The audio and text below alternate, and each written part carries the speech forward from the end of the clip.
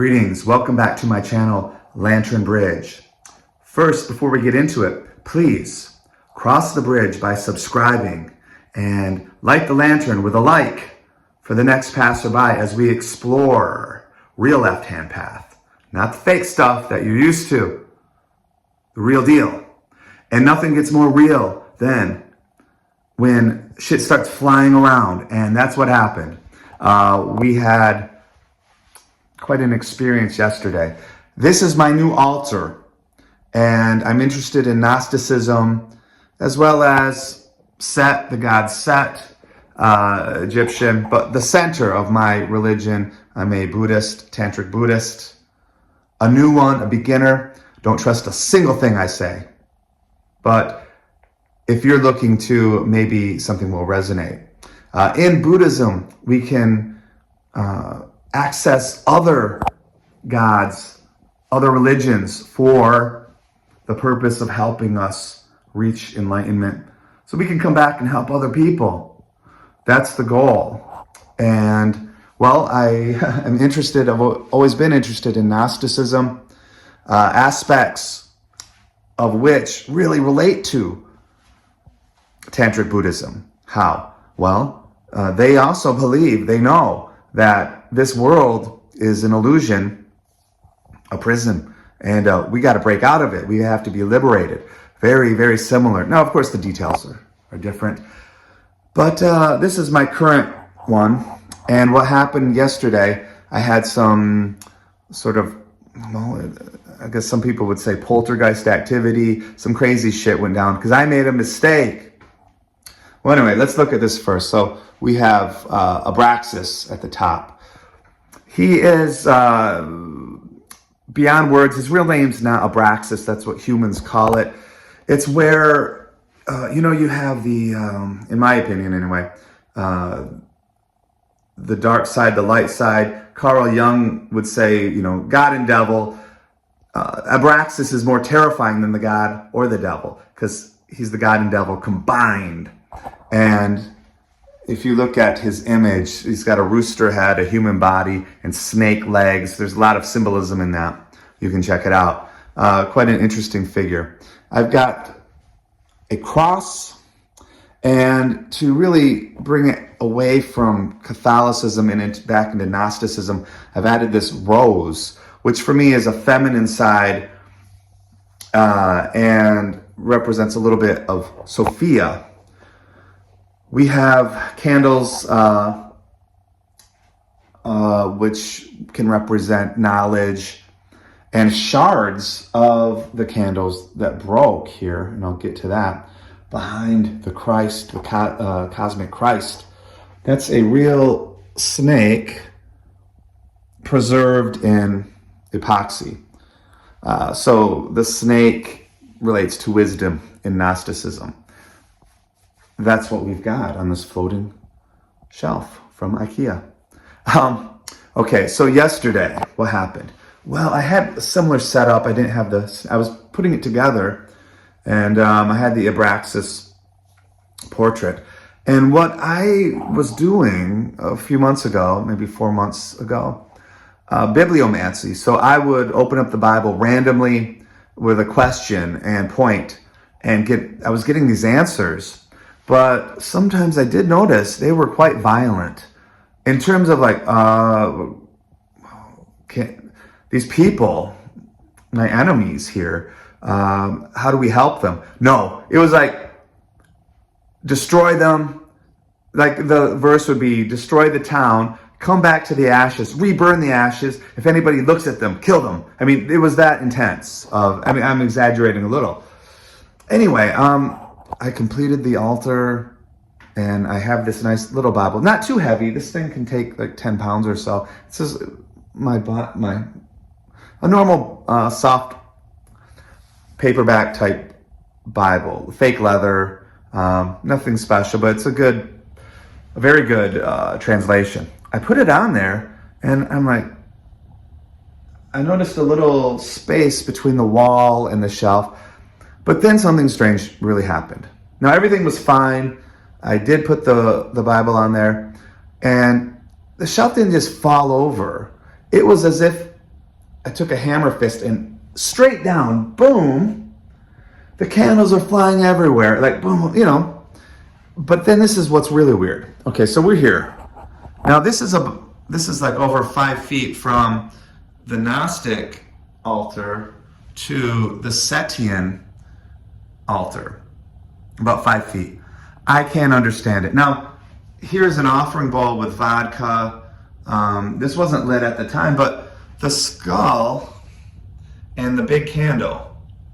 What happened was, so that fell, and instantly the big candle flew out. They separated. The skull fell toward the Gnostic altar, and the red candle slammed and got a bit mashed in that corner. So the only, I guess the most reasonable explanation would be, no, wait, I checked what it is there's screws. One is in a board that's behind the wall, wood, and the other, I've got a drywall screw, and they were set in there. Anyway, I checked both, no damage to the screws, and no damage to the little bracket holes in the back of the floating shelf. I don't understand why it fell. I installed this one, never had a problem. I've reinstalled this, no problems. Once the Bible touched it, all hell broke loose. So what I can't I guess you could say the vibrations, if we're trying to look for a scientific reason here, the vibrations from the wall could have, I mean, you could see how solid that skull is sitting there. Anyway, it did. Here, the candle ended up there. The skull ended up down here. And that vodka, not a drop spill. It was just this big candle. I don't understand materialistically how that could happen. As for the Buddha, he's chilling in the middle. Nothing happened. Just like nothing happened. These two things are exploding all around. So I re-put this up, and the candle shards that broke, I think that's beautiful. The broken wax candles at the base of the Christ. And in Gnosticism, light is like trapped, like the candle, and you have to break through. A rupture, Gnosticism, the gnosis, the realization is a breakthrough. So I think that symbol works really well here now. I called my teacher. Now he's I won't go too much into it. He is in Germany. He's releasing a book with 333 copies. Now I meditated, and I was messing with putting that Bible on the shelf, and my alarm went off. I think that was like 11:30 a.m. And Berlin is 8 hours behind me. So it was right after 11:30. A few minutes went by. It was about 11:33. And if you go back to Berlin, where my teacher is, that would be 3:33 Berlin time. I took that as a message. He's very involved with Abraxas and Gnosticism. So I took that as a message as, hey, you better call your teacher. I would have anyway. But there's that synchronicity, which is interesting. Now, I was taking this whole thing, I'm like, well, I don't want to speculate too much. Could it be, I didn't think it was a demon or anything. I don't think they can do anything here. This place is too sacred to these powerful beings, and I have a connection to them. I guess I'm protected. Well, what happened was, the thing is, I thought we could look at the Bible through a Gnostic lens, the Hebrew Bible or Old Testament and New, and just crack it open and reinterpret in a Gnostic, playful way, I just was wrong. I mean, the earthly emissaries of Abraxas and possibly Set did not want, if we're going to look at this as a mystical event and not as accidental shelves falling and creating vibrations that created two coincidences or something. So let's play with it as a real phenomenon, which I think it is. So they didn't want that Yahweh book in the sacred space. And I had, even while working with it, Yahweh, I did notice a lot of aggression and violence and destruction that I had to deal with. And I welcomed it to deal with. Part of being in the real left-hand path and Tantra is to take the negativity of this world, the wrathful gods, and use that as a fuel toward our own enlightenment, instead of just, pretending it doesn't exist or not using it. It's more dangerous, it's quicker, but riskier. So that's what I'm learning, and that's an experience here. Now, I'm not the type of person, and then that flew off, and then I saw a UFO, and then, Pazuzu spoke to me in a dream. I'm really skeptical about that crap. And I have experienced poltergeist phenomenon, things flying around, even more dramatic than this when I was younger, once. And then another time in my teens, witnessed by someone else, some stompings. Totally unexplainable and terrifying at the time. Now, was I terrified? I mean, I was in shock because it didn't just fall. It was, to me, I'll be honest with you, it looked forcefully hammered down. And then as these candles are flying down here, out of nowhere, I just can't even understand it. Without any damage to anything, this candle, as I said, and the skull flew off, but everything else stayed the same. There, as you could see the distance, it just, to me, that was some sort of spiritual activity.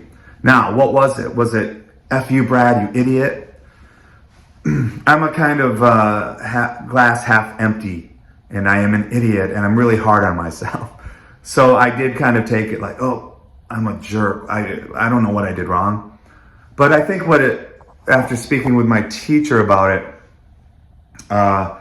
the good thing, the gods are watching me and protecting me from this Yahweh Christian influence. I was baptized, raised Catholic lightly, and have a lot of, when you're raised that way, you get indoctrinated. There's imprints of the images. They're so powerful. They are good at what they do, indoctrinating children.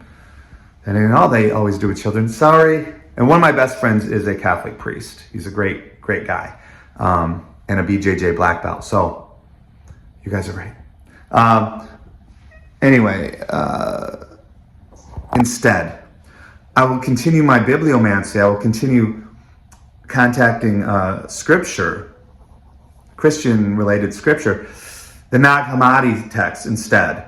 So no more Bible for me in a magical practice. I will use the direct Gnostic texts, what's left of them. So it was a big lesson, and it was a wake-up call.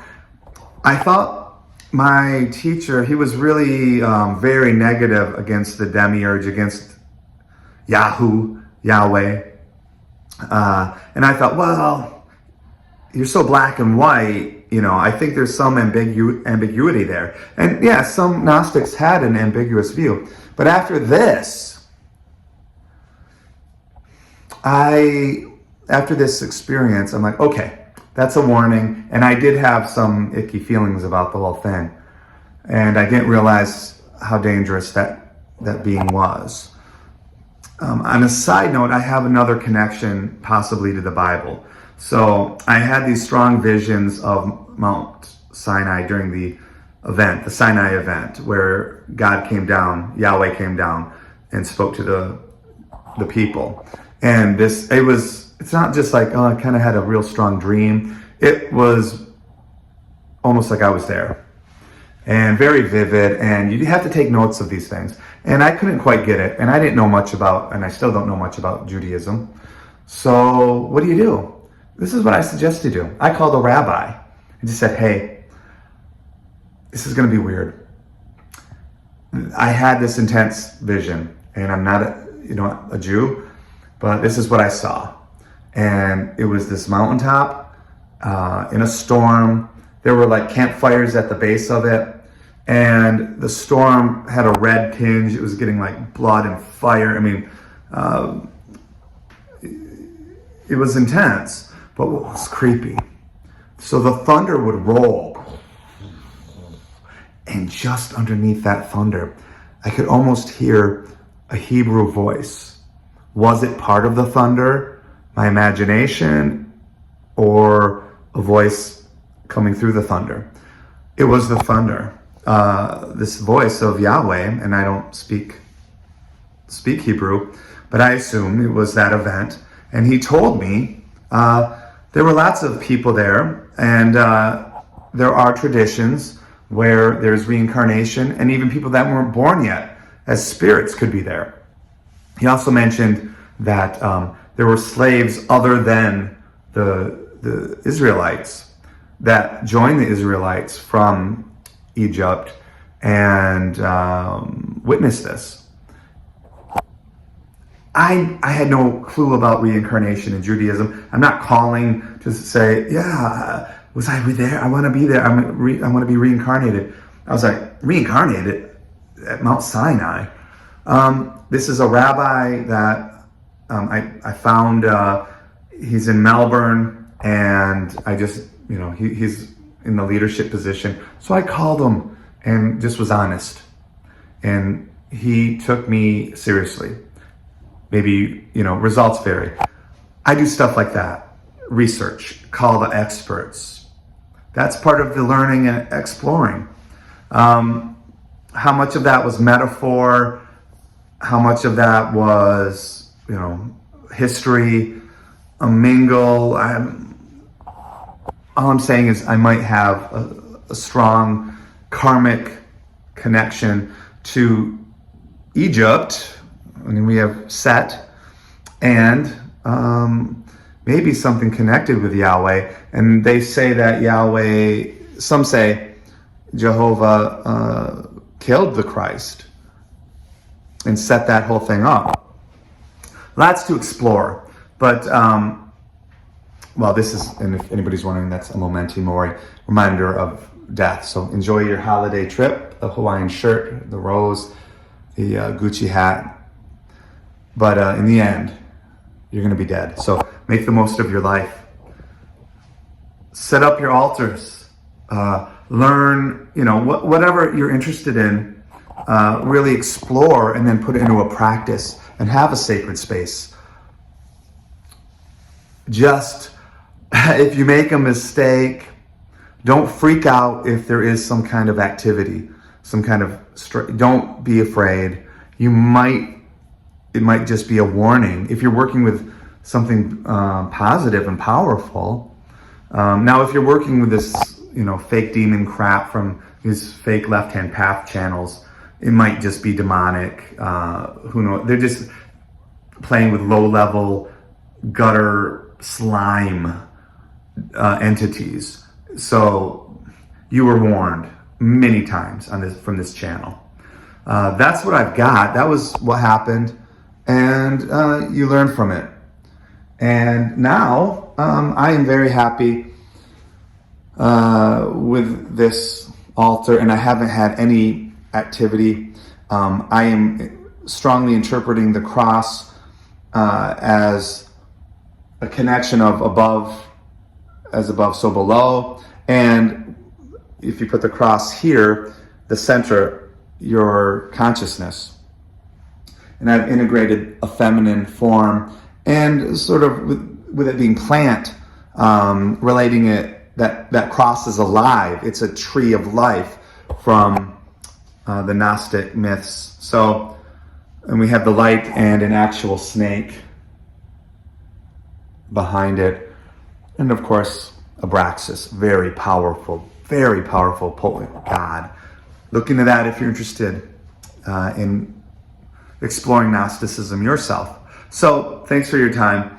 I just wanted to share that, encourage you to set up a sacred space, one that makes sense for you, one that's balanced. And hey, it's okay to mess up. It's okay to, don't take it as an attack. It could be a warning, and then check that you've got, if you start mixing things that aren't appropriate, you might end up with your altar thrown across the room and candles exploding all over. You don't want that. Be careful. Bye for now. See you soon.